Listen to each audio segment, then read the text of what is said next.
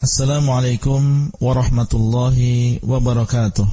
Alhamdulillah wassalatu wassalamu ala Rasulillah wa ala alihi wa sahbihi wa man wala. Halaqah yang ke-23 dari silsilah ilmiah penjelasan kitab Al-Usulul Thalathah wa Adillatuha, 3 landasan utama dan dalil-dalilnya, yang dikarang oleh Syekh Muhammad bin Abdul Wahhab At-Tamimi rahimahullah. Beliau mengatakan, wa dalilul istighatsah qauluhu ta'ala idz tastaghitsuna rabbakum fastajaba lakum. Dan dalil tentang istighatsah. Al-istighatsah artinya adalah memohon kepada Allah, memohon supaya dilepaskan dari kesusahan. Dan perbedaan antara istighatsah dengan isti'adzah, al-isti'adzah adalah memohon perlindungan dari sebuah kejelekan. Artinya kejelekannya belum terjadi, belum ada, dan kita memohon perlindungan kepada Allah supaya jangan sampai tertimpa oleh kejelekan tersebut. Adapun istighatsah, maka ini musibahnya sudah terjadi, sudah menimpa seseorang, dan kita memohon supaya musibah tersebut diangkat dan dihilangkan.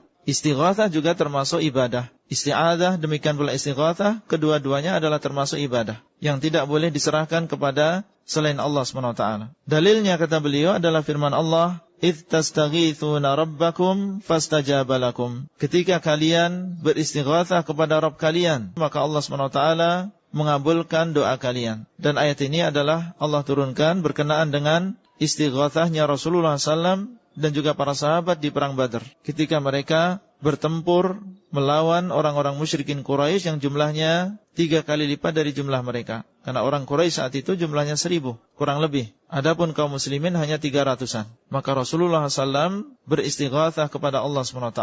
Demikian pula para sahabat radhiyallahu anhu. Tidak boleh seseorang di dalam usaha menghilangkan kejelekan dan musibah dari dirinya atau orang lain beristighatsah kepada selain Allah. Karena istighatsah adalah ibadah. Tidak boleh seseorang beristighatsah kepada syuhada atau yang dinamakan dengan rijal Allah. Karena istighatsah dengan mereka adalah termasuk istighatsah dengan makhluk. Dan ini diharamkan di dalam Islam. Beristighatsah adalah ibadah, harus dan hanya diserahkan kepada Allah SWT. Dan di sana ada istighatsah kepada makhluk yang diperbolehkan. Boleh seseorang beristighatsah meminta pertolongan kepada yang lain apabila terkena musibah dengan 3 syarat. Yang pertama adalah orangnya masih hidup, kemudian yang kedua hadir di depan kita, atau dia mendengar apa yang kita ucapkan, kemudian yang ketiga adalah tidak bertawakal dengan sebab tersebut, kemudian ditambah yang keempat, di dalam perkara yang dia mampu untuk melakukannya sebagai manusia. Apabila terpenuhi 4 syarat ini, maka boleh seseorang beristighatsah kepada orang lain. Seperti orang yang misalnya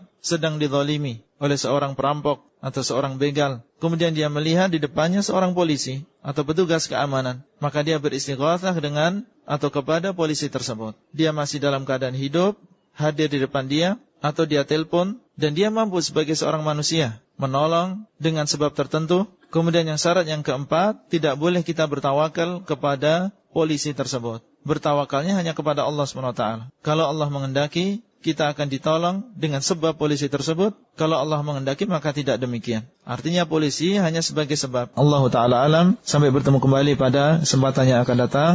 Wassalamualaikum warahmatullahi wabarakatuh. Materi audio ini disampaikan di dalam grup WA Halaqah Silsilah Ilmiah HSI Abdullah Rai.